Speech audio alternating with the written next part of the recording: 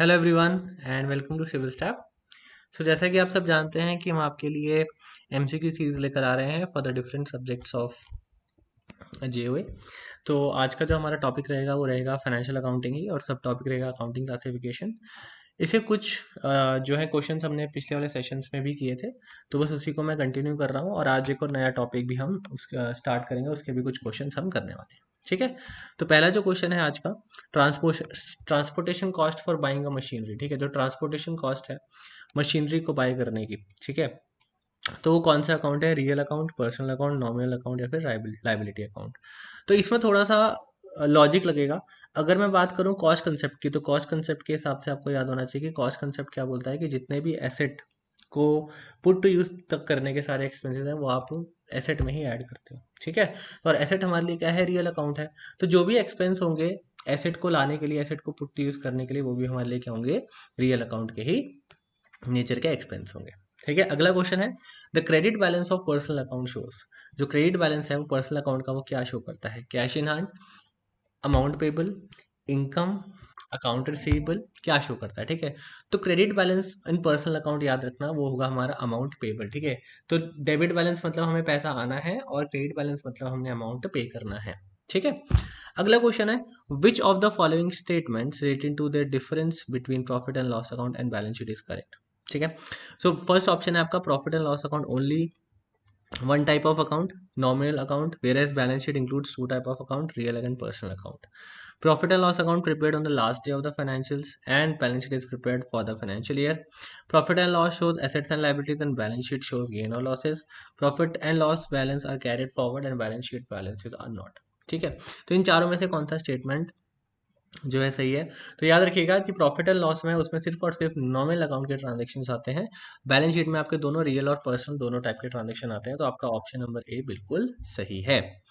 Next question है आपका, nature of manufacturing account. अगर मैं बात करूं मैन्युफैक्चरिंग अकाउंट की, तो मैन्युफैक्चरिंग अकाउंट एक तरह का डमी अकाउंट है। देखिए मैंने क्या बताया था आपको जब मैन्युफैक्चरिंग अकाउंट के बारे में समझाया था, कि जो मैन्युफैक्चरिंग अकाउंट है वो सिर्फ और सिर्फ कंपनी अपने इंटरनल पर्पसेस के लिए बनाती है, ताकि उनको ये पता लग सके कि इस पर्टिकुलर प्रोडक्ट को बनाने की कॉस्ट जो है वो कितनी है।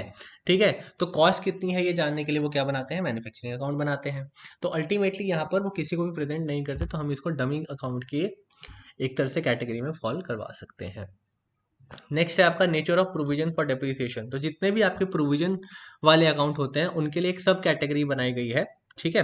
प्रोविजन फॉर डेप्रिसिएशन के लिए एक सब कैटेगरी बनाई गई है, वो है आपका वैल्यूएशन अकाउंट। मतलब बेसिकली अगर मान लो क्वेश्चन में ऑप्शन वैल्यूएशन अकाउंट का नहीं है, तो इस प्रोविजन वाले को आप नॉमिनल अकाउंट वाली कैटेगरी में डाल सकते हो, अन्यथा इसको आप वैल्यूएशन अकाउंट वाली कैटेगरी में भी डाल सकते हो।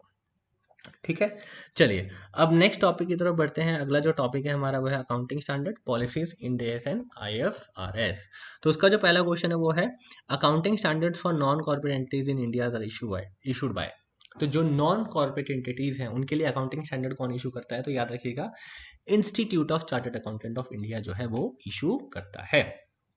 नेक्स्ट क्वेश्चन, अकाउंटिंग स्टैंडर्ड से क्या होता है? फिर accounting standards to harmonise accounting policies, eliminate the non comparability of the financial statements, improve the reliability of financial statements. तो अगर मैं बात करूं जो अकाउंटिंग स्टैंडर्ड क्यों लाए गए हैं, बिकॉज अल्टीमेटली सबके सब सेम स्टैंडर्ड फॉलो करें, और कल को हमें कोई कंपनी को कंपेयर करना हो या कोई भी बिजनेसेस को कंपेयर करना हो वो हमारे लिए ईजी हो जाए। तो इसका आंसर क्या हो जाएगा आपका? All of the above. तो हार्मोनाइजेशन लाने के लिए भी, स्टैंडर्डाइजेशन लाने के लिए भी, और साथ ही साथ कंपेरेबिलिटी लाने के लिए भी हम ये अकाउंटिंग स्टैंडर्ड यूज करते हैं। नेक्स्ट क्वेश्चन है, it is essential to standardise the accounting principles and policies to ensure transparency, consistency, comparability. ठीक है। तो वही चीज जो अभी हमने ऊपर वाले क्वेश्चन में डिस्कस की, कि भाई जो अकाउंटिंग स्टैंडर्ड्स, अकाउंटिंग प्रिंसिपल्स हैं, उनको स्टैंडर्डाइज क्यों बनाया गया, उनको क्यों लाया गया, ताकि सारी के सारे कंपनी जो है वो सेम चीज फॉलो करें, सारी की सारी एंटिटी जो है वो सेम चीज फॉलो करें। ऐसा ना हो कि कोई एंटिटी कुछ और फॉलो कर रही है, कोई एंटिटी कुछ और फॉलो कर रही है, तो अपनी अपनी मर्जी से कोई भी चीजें आप फॉलो नहीं कर सकते। इसलिए ट्रांसपेरेंसी के लिए भी, कंसिस्टेंसी के लिए भी, कंपेरेबिलिटी के लिए भी, ये तीनों ऑप्शंस के लिए जो है ये लाए गए हैं। Next question, global standard facilitates. जो ग्लोबल स्टैंडर्ड्स हैं वो फैसिलिटेट्स करते हैं आईएफआरएस, मतलब cross border flow of money, global listing in different bourses, comparability of financial statements, या फिर ऑल ऑफ द अबव। ठीक है, तो याद रखना जो ग्लोबल स्टैंडर्ड्स हैं जो कि हमारे IFRS हैं, वो किन किन चीज़ों में हमें फैसिलिटेट्स प्रोवाइड करते हैं, फैसिलिटेशन प्रोवाइड करते हैं। तो ऑल ऑफ द अबव कि भाई जो cross border flow of money है उसमें भी हेल्प करते हैं कि उसके ट्रांजेक्शन कैसे रिकॉर्ड करने हैं हमने। ठीक है, जो भी ग्लोबल लिस्टिंग है, ग्लोबल स्टैंडर्ड्स हैं, ग्लोबल चीज़ें हैं, उसको भी हेल्प करती है हमारे देश में अप्लाई करने के लिए। और कंपैरेबिलिटी भी हो जाती है कि कल को हमने मान लीजिए इंडिया की कंपनी को बाहर की कंपनी के साथ कंपेयर करना हो, उस केस में भी ये ग्लोबल स्टैंडर्ड जो है वो बहुत ज़्यादा हेल्पफुल होते हैं। चलिए, नेक्स्ट क्वेश्चन है, the government of India in consultation with the ICAI decides to adapt the IFRS, convergence with the IFRS, apply IFRS in India, या फिर नोटिफाई IFRS इन इंडिया। तो याद रखिएगा, बेसिकली क्या था, पहले इंडिया में AS जो है यूज़ किए जाते थे, अकाउंटिंग स्टैंडर्ड यूज़ किए जाते थे, और उसमें ये प्रॉब्लम थी कि वो जो अकाउंटिंग स्टैंडर्ड थे वो सिर्फ और सिर्फ इंडिया में ही अप्लाई होते थे। उसको हम जो है कल को जैसे हमने AS के हिसाब से फाइनेंशियल स्टेटमेंट्स बना लिए, तो प्रॉब्लम ये आती थी कि इंडिया के जो फाइनेंशियल स्टेटमेंट्स हैं वो बाहरी कंट्रीज के फाइनेंशियल स्टेटमेंट के साथ हम कंपेयर नहीं कर पाते थे। इसलिए इंडियन गवर्नमेंट ने डिसाइड किया कि हम IFRS को अप्लाई करेंगे।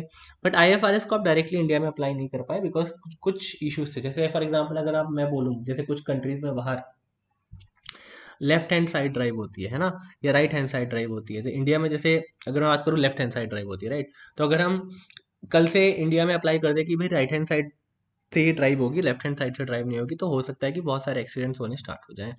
तो वही इशू यहाँ पर भी था कि मतलब डायरेक्टली अगर आप इंडिया में अप्लाई करोगे IFRS, तो बहुत ज़्यादा इश्यूज आएंगे, बहुत सारा कंपनीज जो हैं वो छोटी छोटी कंपनीज कैसे सर्वाइव करेंगे, तो बहुत सारे इश्यूज थे। इसलिए गवर्नमेंट ने क्या किया, IFRS को फुली इंडिया में अप्लाई ना करते हुए कन्वर्जेंस विद IFRS, मतलब IFRS को देखते हुए जो इंडिया में चीज़ें अप्लाई हो सकती थी वो इंडिया में अप्लाई की, और जो नहीं हो सकती थी वो अप्लाई नहीं की गई। ठीक है, तो याद रखिएगा, जो IFRS है इंडिया में, उनको कन्वर्जेंस, जो इंड-AS है हमारे इंडिया में, देखो AS से कोशिश की गई कि IFRS इंडिया में अप्लाई किए जाएंगे, बट IFRS डायरेक्टली अप्लाई नहीं किए जा सके।